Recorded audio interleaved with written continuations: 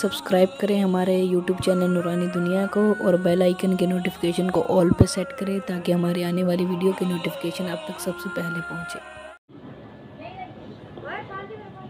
رونق اسٹیج، علماء کرام، حفاظ کرام، سادات کرام، بالخصوص حضرت علامہ مولانا مفتی سید فرید شاہ صاحب مصباحی دامت برکاتہم العالیہ، حضرت مولانا سید نورانی شاہ صاحب، حضرت سید عادل صاحب قبلہ و دیگر سادات، سامعین و حاضرین، السلام علیکم ورحمۃ اللہ وبرکاتہ۔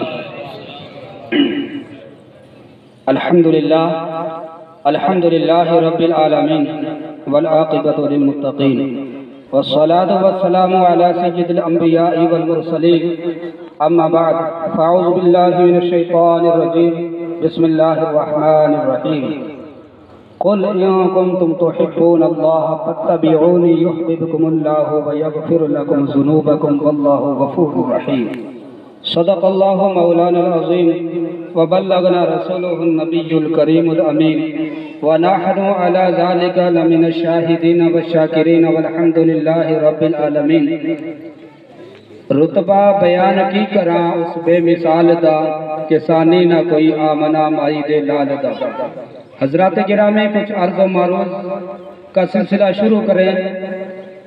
اس سے پہلے آقا نامدار مدینہ کے تاجدار حضور احمد مجتبی محمد مصطفیٰ صلی اللہ تبارک و تعالی علیہ وسلم کی بارگاہ میں عقیدت و محبت کے ساتھ درود و سلام کا نذرانہ۔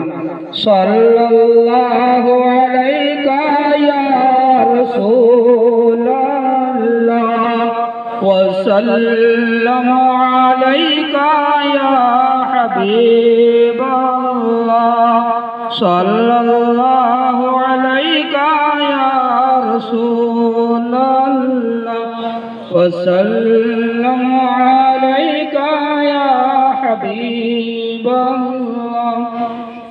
حضرات، جتنا وقت نقیب اہل سنت حضرت حافظ قاری محمد اعظم رضا صاحب کی طرف سے ملا ہے، انشاءاللہ کوشش کروں گا اس کے اندر اپنی بات کو مکمل کروں۔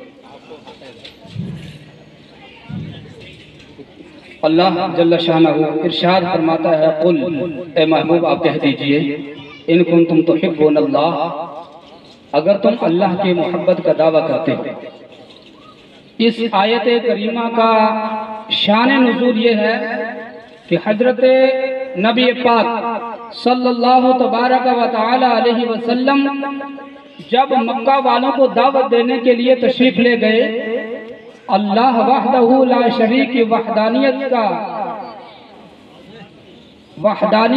سمجھانے کے لیے تشریف لے گئے تو بطیروں نے ٹھکرا دیا، دعوت کو ٹھکرا دیا۔ انہی میں سے ایک شخص تھا جس کا نام تھا کعب بن اشرف۔ کعب بن اشرف کے پاس جب میرے نبی کریم صلی اللہ تعالی علیہ وسلم پہنچتے ہیں اور انہیں کہتے ہیں کہ میں اللہ کا آخری رسول ہوں، اس کا پیغمبر ہوں، تو انہوں نے کہا نحن ابناء اللہ و احباؤہ، کہ ہم اللہ سے محبت کرتے ہیں۔ العیاذ باللہ، اگلا جو جملہ تھا انہوں نے کیا کہا کہ ہم اللہ سے محبت کرتے ہیں اور اس کے بیٹے ہیں۔ العیاذ باللہ۔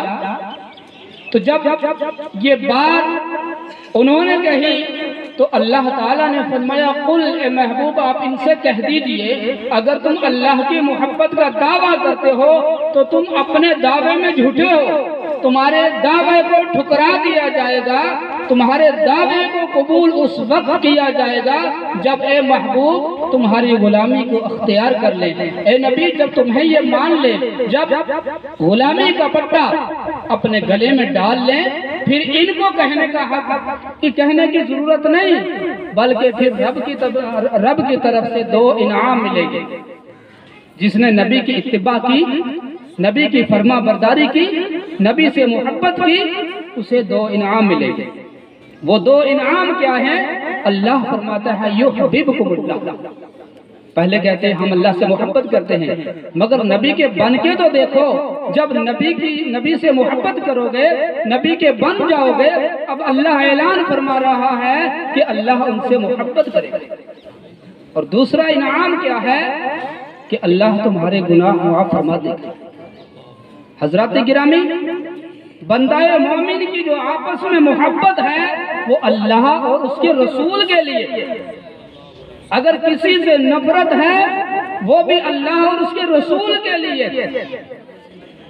حضرت عمر فاروق رضی اللہ تعالی عنہ کا دور خلافت ہے، اور حضرت عباس رضی اللہ تعالی عنہ کا مکان جو تھا وہ مسجد نبوی کے بالکل متصل تھا، ساتھ میں تھا۔ تو حضرت عباس کے مکان کا جو پرنالہ تھا جس سے پانی گرتا ہے وہ مسجد نبوی کی طرف تھا، یا مسجد نبوی کے صحن میں گرتا تھا۔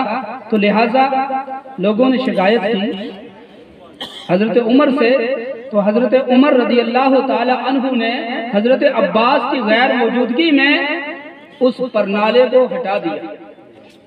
جب پرنالے کو ہٹا دیا، حضرت عباس رضی اللہ تعالی عنہ جب آئے دیکھا کہ ان کے مکان کا پرنالہ ہی نہیں ہے، حضرت عمر کے پاس پہنچے، فرمایا اے عمر، تمہیں کس نے اجازت دی کہ میرے گھر کا پرنالہ آپ ہٹا دو؟ کہا کہ مسجد کی طرف پرنالہ تھا، لہٰذا مسجد کسی کی ملکیت نہیں ہوتی۔ تو جب یہ بات کہی تو حضرت عباس نے فرمایا آپ کو پتا ہے یہ پرنالہ کس نے لگایا تھا؟ یہ پرنالہ نبی کریم صلی اللہ تعالی علیہ وسلم نے لگایا تھا۔ تو حضرت عمر رضی اللہ تعالی عنہ رونے لگے، معافی چاہنے لگے، اور آپ نے فرمایا کہ میں یہ دوبارہ لگوا دیتا ہوں۔ حضرت عباس نے فرمایا رہنے دو، میں کسی اور سے لگا لوں گا۔ کہا نہیں۔ حضرت عمر فرماتے ہیں اے عباس، میں رکوع کی حالت میں کھڑا ہو جاتا ہوں، تم میری پیٹھ کے اوپر کھڑے ہو کے اس پرنالے کو لگا دو۔ لہذا حضرت عباس کو اٹھایا، اٹھا کے وہ پرنالہ لگایا۔ مگر شریعت کیا کہتی ہے کہ اگر مسجد کی دیوار ہے کسی کو حق نہیں ہے اس دیوار کا استعمال کرے، مگر نبی کریم صلی اللہ تعالی علیہ وسلم مختار دو عالم ہیں، مختار کل ہیں۔ نبی کریم صلی اللہ تبارک و تعالی علیہ وسلم نے حضرت عباس کو اجازت دے رکھی تھی، تو حضرت عمر رضی اللہ تعالی عنہ نے جب یہ سنا تو واپس وہ پرنالہ دوبارہ وہی لگوا دیا۔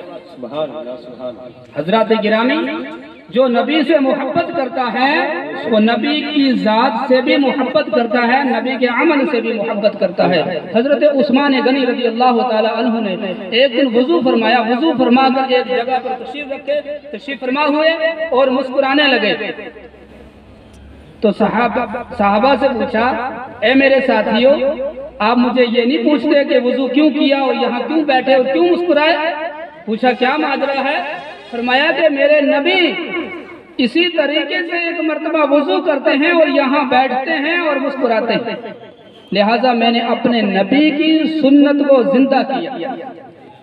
لہٰذا جو جس سے محبت کرتا ہے وہ اس کی ذات سے بھی محبت کرتا ہے، اس کے شہر سے بھی محبت کرتا ہے، اس کے نام سے بھی محبت کرتا ہے۔ لہٰذا جو نبی سے محبت کرتے ہیں وہ نبی کے عمل سے بھی محبت کرتے ہیں، اس کی ذات سے محبت کرتے ہیں، اس کے شہر سے محبت کرتے ہیں۔ رب تبارک و تعالی فرماتا ہے لا اقسم بہذا البلد، مجھے شہر مکہ کی قسم۔ کیوں قسم ارشاد فرمائی؟ کیا اس میں کعبہ ہے اس لیے؟ صفا اور مروہ ہے اس لیے؟ مقام ابراہیم ہے اس لیے؟ نہیں۔ وَأَنْتَ حِلٌّ بِهَذَا الْبَلَدِ، جس کا مفہوم یہ ہے کہ محبوب آپ اس میں رہتے ہو۔ علماء فرماتے ہیں اگر نبی کریم صلی اللہ تعالی علیہ وسلم مکہ شریف میں ہیں تو شہر مکہ کی قسم، اگر مدینہ طیبہ میں ہیں تو مدینہ کی قسم۔ سبحان اللہ، سبحان اللہ۔ لہذا جو بھی نبی سے محبت کرتا ہے اس کی محبت ظاہر ہو جاتی ہے۔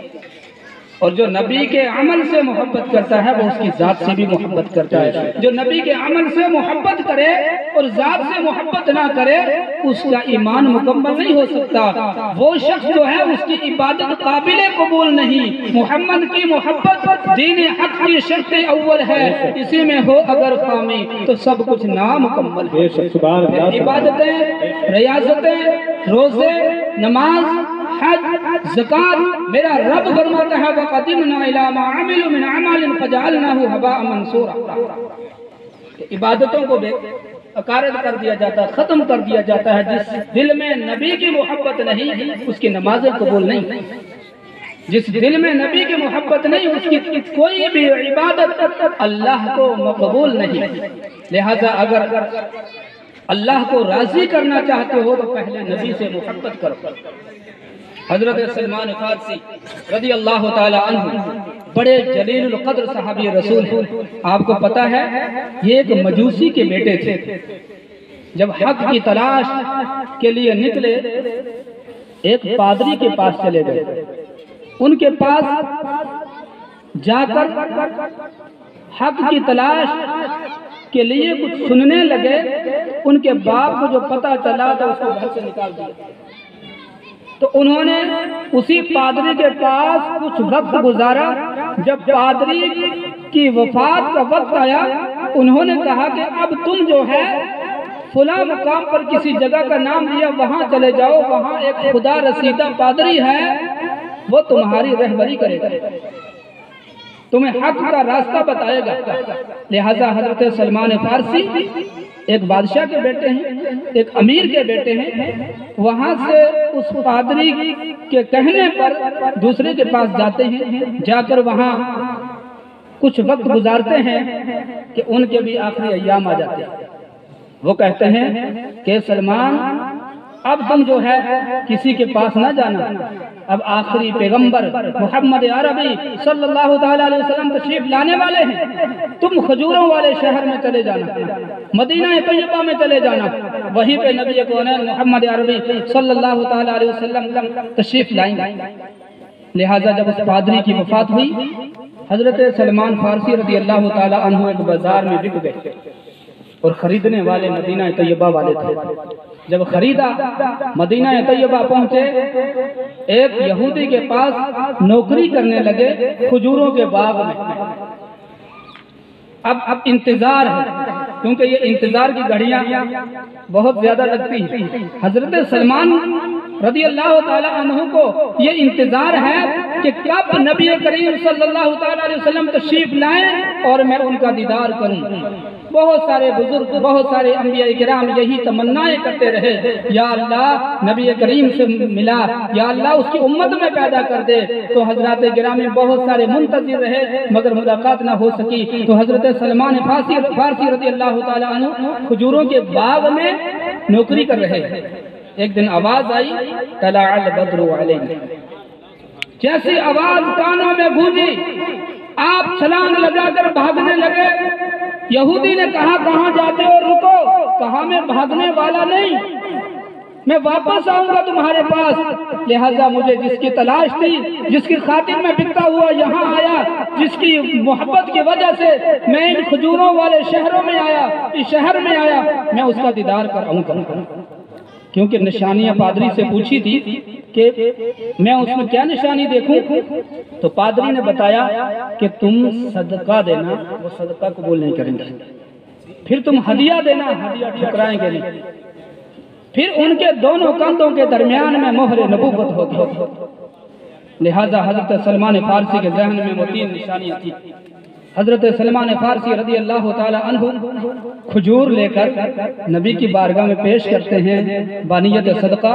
نبی کریم صلی اللہ تعالی وسلم کہتے ہیں ہم پہ صدقہ جائز نہیں، لہذا واپس کر دیا۔ پھر دوبارہ آزمائش کے لیے، کیونکہ تین نشانیاں تھیں، ایک نشانی تو پوری ہو گئی، اب دوسری نشانی ایک دن تحفے کی نیت سے، ہدیے کی نیت سے کھجور لے کر گئے تو پیش کیا، آقا کریم نے قبول فرما لیا۔ تو ایک مسئلہ بھی معلوم ہو گیا کہ اگر کوئی ہدیہ دے تو اسے ٹھکرایا نہیں جاتا، اسے قبول کیا جاتا۔ تو اسے قبول فرما لیا۔ اب 2 نشانیاں پوری ہوگی، تیسری کی طاق میں تھے، تیسری کی تلاش میں تھے۔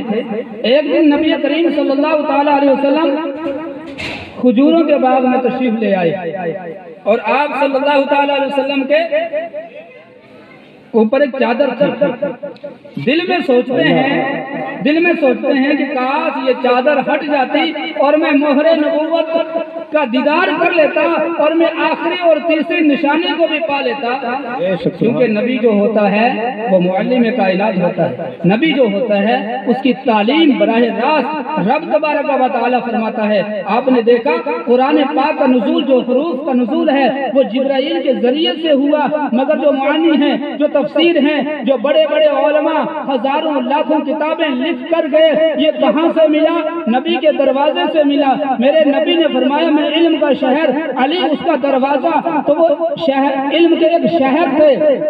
تو نبی کریم صلی اللہ تعالیٰ علیہ وسلم اپنے غلام کو جان گئے کہ یہ کیا چاہتے ہیں، لہذا ہوا کا جھونکا آیا۔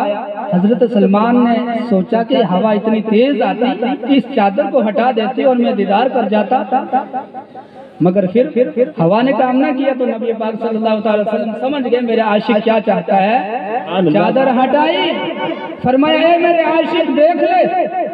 اس عاشق نے مہر نبوت کا دیدار کیا اور کلمہ پڑھ لیا اور غلامی مصطفیٰ میں شامل ہو۔ سبحان اللہ سبحان اللہ۔ حضرات گرامی، محمد کی محبت دین حق کی شرط اول ہے، اسی میں ہو اگر خامی تو سب کچھ نامکمل ہے۔ ہم تو انسان ہیں، انسان تو انسان، پتھر بھی نبی سے محبت کرتے ہیں، یہ شجر بھی نبی سے محبت کرتے ہیں، دریا پانی جو کچھ بھی اس کائنات میں ہے وہ سارے کا سارا نبی سے محبت کرتا ہے۔ ایک مرتبہ ایک بکری چرا رہا تھا، اسی درمیان میں ایک بھیڑیا آیا اور ان کی بکریوں میں سے ایک بکری اٹھا کے بھاگ گئی، اور جیسے ہی اس کا تعاقب کیا، بکری چرواہے نے تعاقب کر کے روکا، بکری واپس لی، اللہ نے اس کو زبان عطا کی، اس بھیڑیے کو زبان عطا کی، اور وہ کہنے لگا اے شخص، اللہ تعالیٰ نے مجھے رزق دیا تھا اور تو نے میرا رزق چھین لیا، میرا رزق واپس لے لیا۔ وہ حیران ہوا کہ بھیڑیا بھی بات کرتا ہے۔ اس نے جواب دیا اے انسان، اے بندے، تو اس میں حیران ہوتا ہے کہ مجھے اللہ نے کلام کرنے کی توفیق بخشی، اس میں حیران نہ ہو، بلکہ حیرانگی تو اس بات پر ہے کہ اس سرزمین پر اللہ کا آخری پیغمبر اللہ کی وحدانیت کو تمہیں سمجھانے آیا ہے اور تم محمد عربی صلی اللہ تعالی علیہ وسلم کی رسالت کا انکار کرتے ہو۔ حضرات گرامی، نبی پاک صلی اللہ تعالی علیہ وسلم سے جس نے بھی محبت کی، اگر دنیا جانتی نہ تھی تو وہ جان گئی۔ حضرت بلال حبشی رضی اللہ تعالی عنہ جب دامن اسلام سے وابستہ ہوتے ہیں، آپ کو طرح طرح کی تکلیفیں دی گئی، آپ کو رسیوں سے باندھ کر جو ہے پاگلوں اور بچوں کو جو پیچھے لگایا گیا، پتھر مارے گئے، یہاں تک کہ گرم پتھر آپ کے اوپر رکھ دیے جاتے، کوئلے جو ہے انگار جو ہیں وہ حضرت بلال کی زبان پہ رکھ دیے جاتے ہیں، مگر وہ عاشق رسول ایسا ہے، وہ اللہ کا محب ایسا ہے کہ ہر بات میں احد احد احد ہی پکارتا ہے۔ انہیں کہا جاتا ہے کہ نبی کی نبوت کا انکار کرو تو وہ یا رسول اللہ پکارتا ہے، انہیں کہا جاتا ہے کہ ہمارے خداؤں کو جھٹلانا چھوڑ دو تو وہ احد احد احد پکارتا ہے۔ ارے ہمیں اور آپ کو تو بڑی آسانی سے یہ دین ملا، بڑے مزے سے دین ملا۔ ہمارے مولوی صاحب آئے، بچے کے کان میں اذان پڑھی اور اللہ اکبر کی آوازیں سنا دی، اشہد ان لا الہ الا اللہ پڑھ لیا، ہمیں تو بڑی آسانی سے یہ دین ملا، مگر انہیں پڑھو، انہیں دیکھو جنہیں جو ہے یوں کر کے جو ہے ان کو آزمایا گیا۔ ایک مٹی کا برتن لینے جاتا ہے بندہ، اسے یوں مارتا ہے، کیوں کہ اسے آزمایا جائے کہیں کچا تو نہیں ہے۔ صحابہ کرام کی تاریخ کو پڑھو، یوں ہی حضرت بلال رضی اللہ تعالی عنہ کو عشق کے راستے میں، محبت کے راستے میں خوب آزمایا گیا، اتنا آزمایا، ہر امتحان میں کامیاب ہوتے ہوئے نظر آئے اور احد کی آواز نہ چھوڑی۔ ایک دن وہ آیا کہ حضرت بلال رضی اللہ تعالی عنہ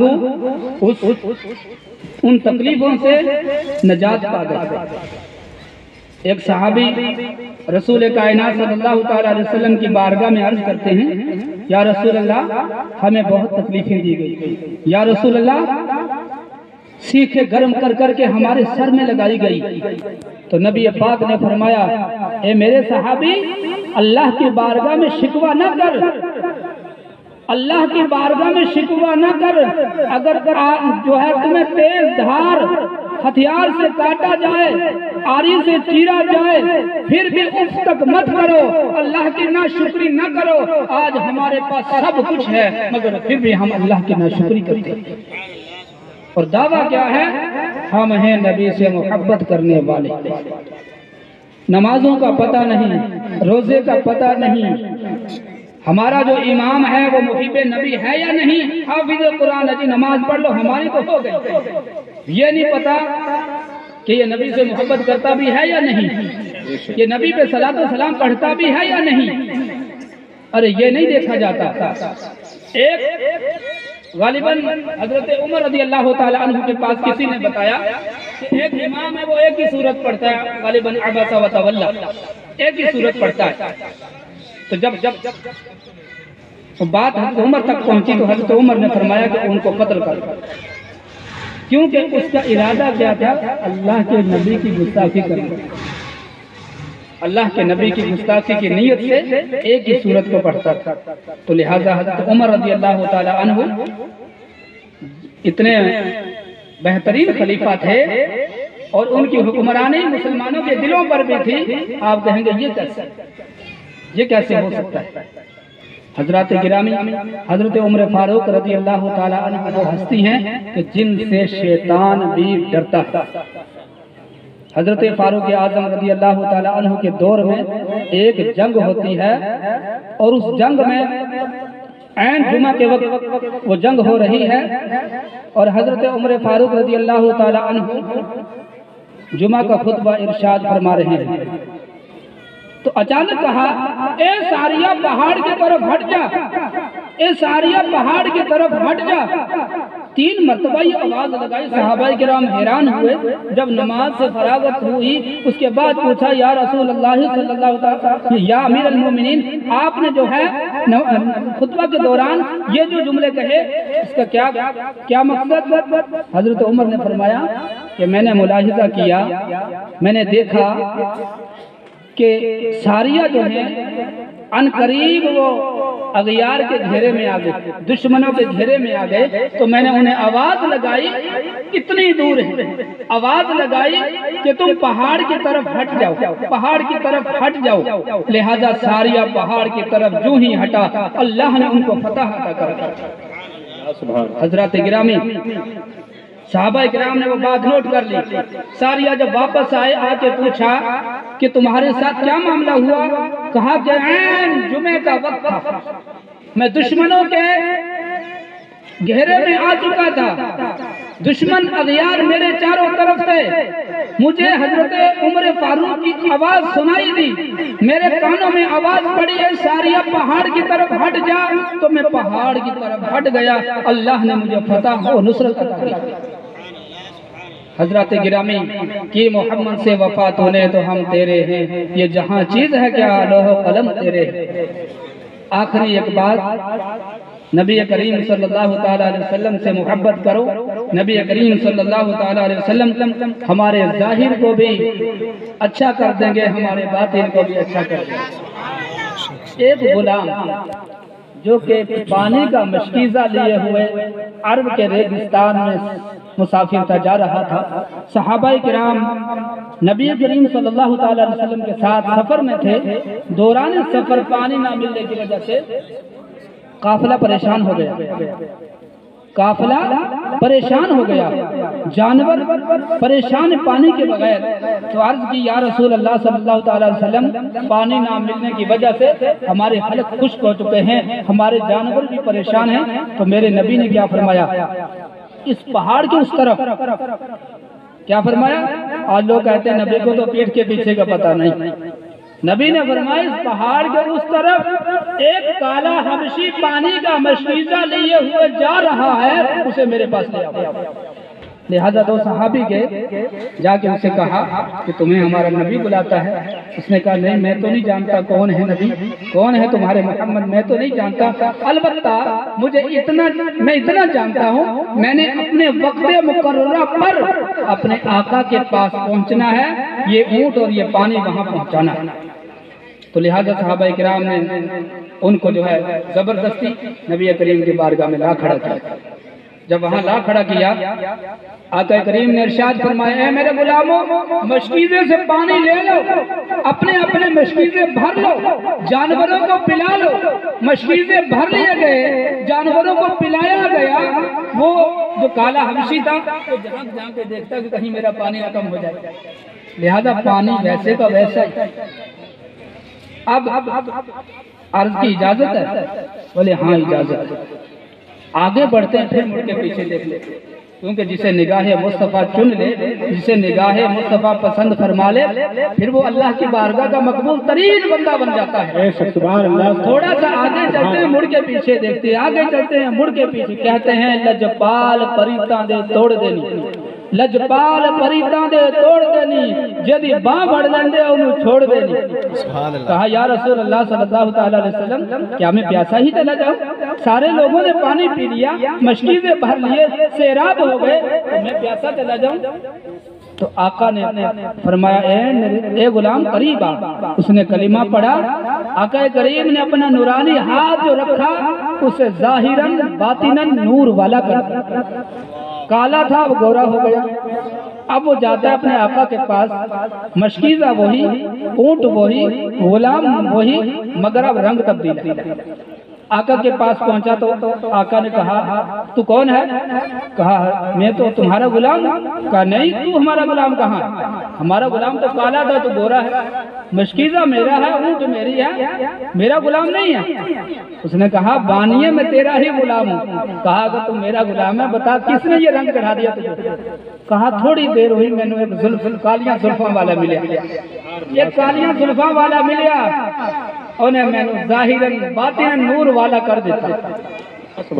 عرض کی کہ تھوڑی دیر پہلے مجھے ایک کالی کالی زلفوں والے حسین چہرے والے خوبصورت انسان ملے تو انہوں نے مجھے نور والا کر دیا. لہذا وہ سردار اپنے قبیلے کے ساتھ نبی پاک صلی اللہ تعالی وسلم کے بارگاہ میں حاضر ہوتا ہے اور مشرف با اسلام ہو جاتا ہے. حضرات گرامی، آج ہم اور آپ علماء کرام کو سنتے ہیں، علماء ہمارے بیانات کرتے ہیں، نمازوں پہ بھی ہوتا ہے. ایک جگہ جلسہ ہو رہا تھا، وہاں نماز میں ایک تقریر ہوئی. بعد میں ایک بندہ کہہ رہا یار نماز میں نہیں بولے، آپ نے سنا ہی نہیں تو ہمارا کیا قصور؟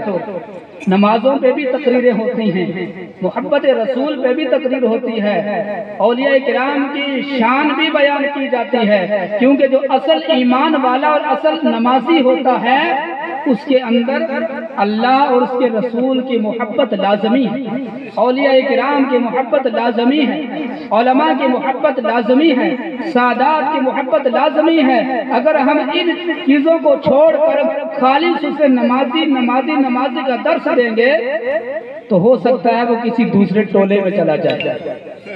اللہ تبارک و تعالی ہمیں ایسے ٹولوں سے محفوظ رکھے. حضرات گرامی، علماء کرام کے بیانات کو سنو، ادب و احترام سے پیش آؤ.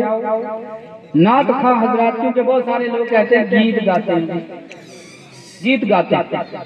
ارے یہ گیت حضرت حسان بن ثابت رضی اللہ تعالی عنہ نے بھی گایا تھا. یہ نعت حضرت حسان نے پڑھی تھی اور داد و تحسین دینے والے میرے نبی تھے. جب نعت پڑھی تو میرے نبی نے فرمایا اے حسان تیرا منہ سلامت رہے. حضرت حسان نے کیا کہا تھا؟ یا رسول اللہ آپ کے جیسا ماں نے کوئی جنا ہی نہیں، آپ کے جیسا کسی ماں نے کوئی پیدا کیا ہی نہیں، آپ کا کوئی ثانی ہے ہی نہیں. تو میرے نبی نے فرمایا اے حسان تیرا منہ سلامت رہے. اور لوگ کہتے ہیں نبی ہمارے جیسا. ارے وہ صحابی جنہوں نے قریب سے دیکھا، قریب سے سمجھا، نبی کی ذات کو دیکھا، نبی کی صداقت کو دیکھا، امانت کو دیکھا، اور ان کے پیچھے نمازیں پڑھی، اس کے بعد فیصلہ دیا، امت مسلمہ کو سبق دیا کہ ان کے جیسا کوئی نہیں. سبھی میں نے چھان ڈالے تیرے پایا کا نہ پایا. فاضل بریلوی اس کی ترجمانی کرتے ہیں کہ حضرت جبرائیل امین نے فرمایا کہ سبھی میں نے چھان ڈالے تیرے پایا کا نہ پایا، تجھے حمد ہے خدایا یک نے یک بنا. تو حضرات گرامی، نبی سے محبت کیجیے، نبی پاک کی ذات پر درود پاک پڑھیے. اس سے کیا فائدہ ہوگا؟ ہمارے ایمان میں تازگی ہوگی اور ہمارے اعمال میں مٹھاس پیدا ہو جائے گی. اگر درود پڑھنا چھوڑ دو گے تو مٹھاس ختم ہو جائے گی، اور جب مٹھاس ختم ہو جائے گی تو اس کا کوئی فائدہ نہیں ہے. اللہ تبارک و تعالی کہنے سے زیادہ عمل کی توفیق عطا فرمائے. اگر ہمارے کہنے میں، آپ کے سننے میں کوئی غلطی ہو گئی ہو، اللہ تبارک و تعالی معاف فرمائے. اشہد ان لا الہ الا اللہ و اشہد ان محمدا عبدہ و رسولہ وما علینا الا البلاغ المبین. السلام علیکم.